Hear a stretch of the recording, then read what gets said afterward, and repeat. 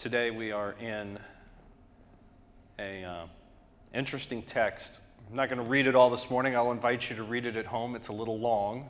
It's in Genesis 2. And I'll paraphrase the story for you because I think you've heard it a few times. God creates Adam and Eve. And this second creation story comes after the first one. I reminded you that it was the older version. And yet it's second. And why do we need two creation stories? And it's kind of weird. It is weird. There's this phrase called Yahweh. Y-H-W-H. It's this particular tradition. The first was the priestly tradition. They came after. But this is the more ancient version. It comes from Moses. This particular story of Adam and Eve comes from the tradition of Moses when he was on Mount Horeb. And we know that it even comes before then because Moses' mother's name is a derivative of God's name Yahweh. It's a bit complicated in the Hebrew. You'll just have to trust me. Or you can Google it. There's the other thing. So this also gets translated as Adonai or Lord in Hebrew. And it's because God's name is too holy to even utter. If you have Jewish friends or you've seen Orthodox Jewish writings, you'll see G_D. They won't even put the O there in the just to even identify God, to even use the phrase Yahweh. God's too holy. We're not even gonna say it. And the difficulty in this particular text is we have a bit of a problem because it was so holy, people stopped saying it. And stopped saying it for a long time. We don't actually know how to pronounce Yahweh. We don't, because there's no vowels in the ancient Hebrew texts. And so people stopped using the utterance for such a long time that we are just basically guessing about how to pronounce it. We don't know. That's how holy God's name was. And you've probably heard the name Jehovah. And that's because we, as modern people, we like to figure things out and solve things even though we don't know how to solve them. And so that's where you get the A, the O, and the A, right? So the problem is in Latin, when you have scholars, there's no Y in Latin. For those of you who took Latin, I didn't take Latin. I didn't have the displeasure, but I know enough. There's no Y. Well, there's no Y, then you end up with a J. Well, guess what? The J is barely used. So if you've watched Indiana Jones, and if you remember, there's a little scene where his dad is on the floor and he's dying and he's got to pass these tests, and he gets to this point in the movie, and it's kind of a thrilling thing, and he goes, okay, the name of God. And he goes to step out on the thing, and if you remember, he goes, Jehovah, okay, name of God. And he goes to put his foot on J, and he about falls through, and there's this really nerdy theological joke that happens there, and they go, in Latin, Jehovah begins with I. And it's because there's no Y, and there's no J in ancient Latin, and so that's how you get that I, Jehovah in Latin. Modern scholars have just called it Yahweh. It's very holy, and it comes up not just in this text, but it comes all the way through our text. And when I mean all the way through our text, I mean it goes all the way through Revelation. There is a holiness about God's name. There's a holiness about who Jesus is. There's a holiness and a connection. And if you remember, Jesus didn't get in trouble for healing people. Humans did not like that he was God among us. That's what got them riled up. It's not just any God. It's Yahweh. And so that's why sometimes you'll hear things in the old text or you'll see movies, oh, you believe in the God that has no name. No, our God has a name. It's just so holy, we're not going to say it. Oh, your God has no name, therefore you have no God. Perhaps in your life you've had people confuse holiness with ambiguity or rudeness. But when you read the text in the original language, and I would just invite you, anytime you see the word Lord in the Bible, that's what it's referencing. They don't want to use the word Yahweh. They use the word Lord. Now, how many times was Jesus called Lord? when his disciples, who moved from teacher, master, and if you get towards the end of the text, all of a sudden you start seeing Lord. Remember Thomas? I get this one all the time. Oh, doubting Thomas. And I remind people, if you go a few chapters earlier, he's the one who wants to run down to Jerusalem and just like go to town and everything, and Jesus says it's not this time yet. But this particular point in case, I'm not going to believe till I do what? Right? And he says something so powerful. It's lost in the English. He utters the name of God out loud. It says, my Lord and my God. We know this because we got Hebrew to Greek to English. There's a deep holiness that is happening that gets introduced to us right here in the second chapter. So the priestly version is the one that comes after our Yahwehist tradition, and our Yahwehist tradition gives us something different. So we have a bird's eye view that happened at the beginning of creation, and now we're walking in the streets. Now we're getting to the nitty-gritty of how things are going to function. We have an extension of the seventh day. Remember, the first 6 days it was a party. Good, good, good, good, good, good, good, very good. We're all very happy about everything. Except now there's stuff that needs to be done, right? Some of you, when you were married for the first time, maybe you didn't work this out, you know, the first 24, 48 hours after you get home from the honeymoon, right? Guess what? Trash needs to be taken out. Guess what? Bills need to be paid. And those of you that haven't encountered this one yet, may God love you, bless you, keep you, because you are blessed beyond measure. There's a certain way to fold towels, okay? There is a certain way to fold towels, and there is a right way and the other way, okay? Things need to be done. There's a certain order to which spices go in the kitchen. It's true. The earth needs water. Very beginning of Genesis 2, God has created everything, and we haven't had water yet. Well, guess what? Dirt needs the breath of life for it to become a human being. There's certain needs that have to be met. The garden needs cultivation. It's not going to tend itself. You notice that? Even before the fall, even before we get to the snake, there's work to be done. There's things to do. It's not just a, free-for-all, People think, hey, we would hang out in the garden and all we got to do is pick fruit. It's like, no, there's actually towels to be folded and trash needs to be taken out. And, the kitchen doesn't sweep itself. Even with a robot, you got to put the thing back on the charger, and then it doesn't charge, and then you got to clean it out. And I had to do the maintenance yesterday because all this cat stuff is maintenance. And then there's the need of companionship, to which is very unusual, but Yahweh says, yes, companionship is important. And so we have this idea of the image of God. We're made in the image of God, the imago Dei, image of God. Imago, image, Dei, God. It's Latin. It's about the extent of my Latin. But there's this idea of the breath of God.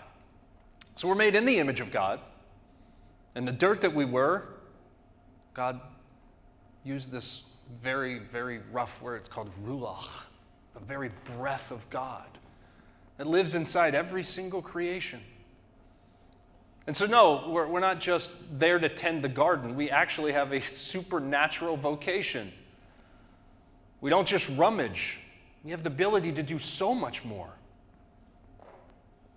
The magic of changing out our entire speaker audio system this entire week was the gifts and talents of so many people. And Alan's back there still tweaking it. There's a supernatural vocation to that. My wife has a giftedness in medicine. You want to know why I hate Latin? Because I can't spell. And I was pre-med for all of one class when I couldn't tell the spelling difference between glycogen, glycogol, and glyco whatever it was. And I'm like, I'm not doing this. I don't care. Not my gift. Everyone has a gift. Everyone has a supernatural vocation. And we see this in Jesus.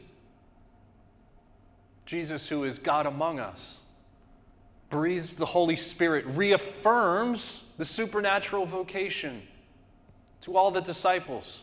Guess what? There's no party. There's work to do. Towels to fold. Gotta sweep. We've got things to do. Which means we have to speak things into existence.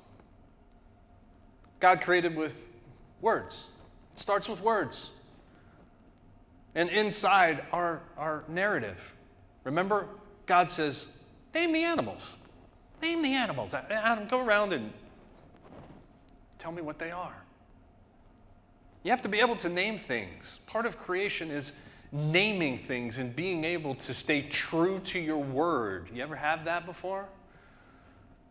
I play golf for lots of reasons, and one of the things that I love more than anything else, at its best, which is like most things, at its best, you really like them. There's an honor system. There are rules. There's lots of rules. But you can tell the character of an individual by their word. Because there's lots of opportunities to cheat. You're by yourself, you're over in the woods, do I kick the ball? This isn't the best lie in the world. No one's going to know. And then when you get to the end of the hole, somebody goes, what did you score? And you have to be honest. And you have to go, I'd love to put down a 5, but it was more like a 12. And you're honest. Your word is a bond. It's this idea of honor. And this idea of honor comes back to this idea of you are creating who you are by what you say, by what you proclaim. I think we all have lots of respect for people who say and then do what they say they're going to do. We all feel a little bit weird, don't we, when somebody says they're going to do something, like my children, and then they don't do it, right? We're probably more perturbed by the fact that we feel lied to. They might not mean to lie. Their aspirations may be good. But Mary has this interesting phrase. Mary has two things that happen here that overlap. One, she says, according to your word. I will do it. I have a choice to make, and I choose. But I choose to do it according to your word. Which is why this idea of naming is so sacred. See, Solomon, and we celebrate Solomon so much because Solomon followed this tradition of naming. We attribute that he's one of the wisest people, and because he surrounded himself with other wise people. But Solomon had to make lots of decisions. He had to proclaim lots of things. And he wasn't a prophet with a pipeline, right? So prophets are like, God says, do this. But then you've got situations like Moses, right? Moses, the people are grumbling, and Moses has to be a judge. And he has to proclaim something with his words. He has to say, this is good, or this is not good. This person gets this person does not get this. He's a discerning judge. It doesn't matter if you think you know what the right thing to do is. Sometimes you have to say the right thing, and then do what you say you're going to do. And Jesus says this when they pose the riddles to Jesus. Do we pay taxes, Jesus? Do we really respect authority, Jesus? We need you. Wait for it. We need you on the record. We need you on the record. I love government answers to things. I cannot confirm or deny that. We're working on that. Because they know if they say something, right, somebody's going to hold them to what they say, and they're trying to play everybody at the same time. You know what we call those folks? Wait for it. Comes all the way back to the garden. They're slippery, right? They're slippery. Slippery as a snake. You can't pin them down. Give to Caesar what is Caesar's. You have to discern, and you have to give a word to what is Caesar's, what is God. But at the end of the day, Paul reminds us that God's in charge of everything. It's our job to do some work to figure out what is God's and what is not. One of the deep church fathers, I love Augustine. Augustine challenges people to do the work. Now, don't get me wrong. Grace is what saves us. But as Paul also reminds us, faith without works is, you know this, dead. Evil happens in creation, not because of creation. Remember, creation was good. Creation is very good. We can also misuse it. And evil doesn't rise from creation, but because we all have a choice. Remember that? I find this more than telling in most things. So I'll catch you up to speed. We got a snake, we got a tree. God says, don't touch the tree. You know what happens when you tell human beings not to touch something and you leave the room? They touch the tree. Might have had a little help, but at the end of the day, they touched the tree. God comes out. So what happened? I never touched the tree. Told you not to touch the tree. I know. It's that woman you gave me. The woman apparently read from the same manual of what happens when you get in trouble. It's the same manual apparently that comes with all newborns, because I didn't teach my kids this. It wasn't me, it was him. Well, I didn't do it, it was a stuffed animal. Right? It was the snake. Well, the snake is Satan, and Satan's fall is the cause of all of our stuff. And that really doesn't work, does it? Remember, the first act of God was separating light from darkness. That's also our work, too. And there's a bit of personal responsibility that stands there when we mess up, when we screw up, when we know we're going to mess up. Nobody likes not being right. There's a beautiful phrase that God gets too much blame and the devil gets too much credit. It's true. You can inverse this. I have a bit more of a trouble when God gets too much credit. I don't think you can give God enough credit. But this comes back to the automaton problem. What is that? Well, it means robots, right? Why can't we just do everything that we're supposed to do and we're robots and we can just go and live out? I'd love for my children to be robots most of the day. Go do this, go do that, go do this, go do that, go do.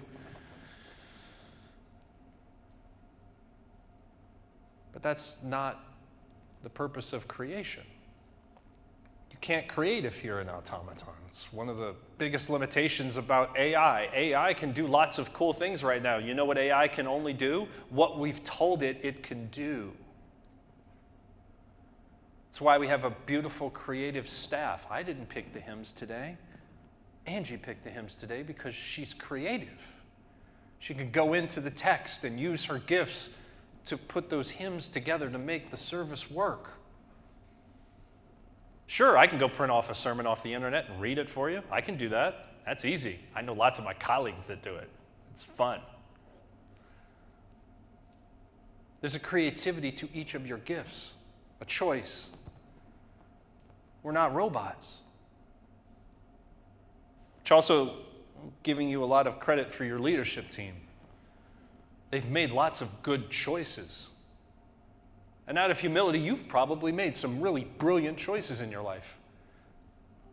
And you should get credit for that, because no human being likes to be told, well, it was the happen chance of the universe or whatever. You just got lucky. You didn't work hard. You didn't make good decisions. You didn't sacrifice. That wasn't a good choice.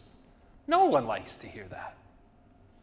As God put us in the position to make choices, at the end of the day, Mary has a choice to make, whether she wants to go on the journey. Just as you have choices to make. Whether or not you would read Paul, that you have to get up daily, every day, and make a decision. Are you going to die today so Christ may live? That's the problem with the tree. Because now we have choices. We have the knowledge of good and evil. One of the things that knowledge creates is this intimate relationship. That the closer you get to somebody, the more you know about them, the more you can hurt them. And we've all had friends hurt us, because we wouldn't be human if we didn't have friends hurt us. And because we know how to really hurt each other, we also know how to heal each other. We also know how to bring life into another person. Your words bring either life or darkness. And the words that you speak become the actions that you do. Their eyes were opened. And God asked them, "Who told you you were naked?" Because we know when we mess up, there's this idea of shame, and there's a whole sermon on this. But you want to know the most effective people to stop being criminals? There's only one thing that gets criminals to stop being criminals, is that they're ashamed of what they're doing. Sometimes it happens earlier in their little journey, sometimes it happens later. The idea of shame is a very powerful, positive thing, because it means you care. It means you're ashamed. It also means you're vulnerable, because it means that you're not in charge. It means that there's a bigger thing than you that helps guide our life and our journey. So leaving the walled garden is one of the hardest things that we can do. Inside the garden, you know what's under your control. Yeah, you might have to fold some towels, and you might have to do some things and tend the garden. But it's really scary when you have to leave the food source. It's scary when you have to leave the plateau where you have all the things that you think you need, because God is calling you to a different place. I'll point you to the story of Abram and Abraham. I'm happy here, God. I'm doing good. I'm very happy. I don't want to leave. I like my organ. I like my stuff. I like everything. I like the fact that we have 10,000 cool things going on. And sometimes circumstances outside of our control have pushed us out of the walled garden. And once that happens, we got to rebuild. And it's the same story. That's a call into the chaos. Do I know what this church is going to look like in 5 years? I have no idea. I'm on the same boat with you guys. And part of that call is to look for God's newness in the chaos. I love the organ. We're going to keep this organ playing as long as God allows it. I love our hymnal. I love the traditions that we do.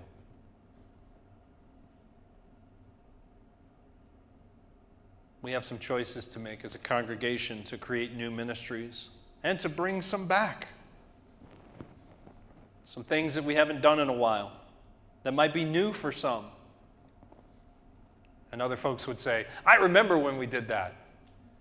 And there's the words of life and the stories to produce more newness, to give kids the opportunity to ring the bells for the first time, perhaps. That's new for them. Might be established for you, but that's new for them. It's scary for them to stand up in front of other people and go, ding.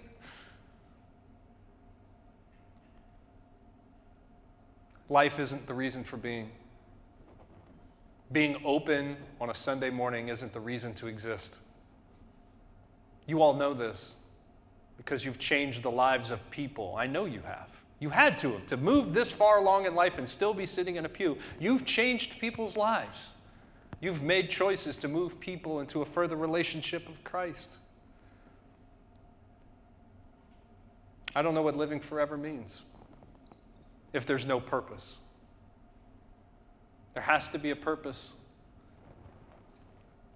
And yes, it's easy to stay. I would have stayed in the garden and I wouldn't have touched the tree and right? I've heard these in Bible studies. I would have listened. No, you wouldn't have. I wouldn't have listened either. None of us would have listened. We all would have been thrown out into the chaos. which is why each of you has at least one story in your life where you were happy, you thought you were happy. You were in a walled garden, you had everything together, and you didn't want to leave. And somehow you got thrown into the chaos, and God was with you to help rebuild and perhaps do something new. And that's separating the light from the darkness. Is finding out where God's light is leading us and making choices to continue moving and following where God is leading us. And yes, we might be in the middle of a desert, and that's fine. Some of you might find yourself in Eden. Teach me. Show me. But that's where we are, entering into that chaos, to toil the soil, to fold some towels, sweep the dirt off the floor. And all of these folks, Isaiah, to Mary, to Jesus, and Paul, each of them had an out. Each of them had a choice. God called Isaiah. It's where we get this hymn. You might recognize it. Here I am, Lord. Remember that hymn? Comes from Isaiah. Mary had a choice. You want in or out? All right, if that's your word. Remember Jesus, Garden of Gethsemane? Hey, look, if there's an out here, I'd love an out. I'd love an out. If the cup could, find somebody else. I'm really enjoying life right now. It's really not a good time.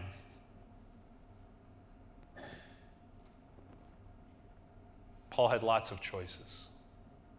I will remind you of this later. Paul was a murderer and a very awful person. He was greedy and egotistical. And he chose light over the darkness. And he wrote most of the most famous texts that you will read on a Sunday morning.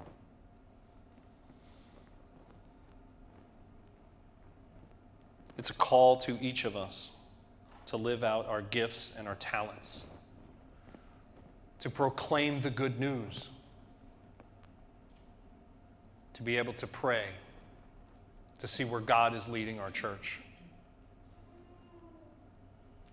I thank you for that opportunity to be on this journey with you. And let us remember, God's leading this journey.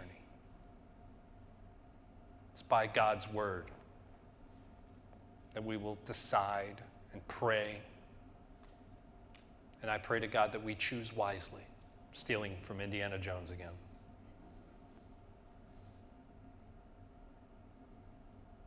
And as Scripture would say something a bit different,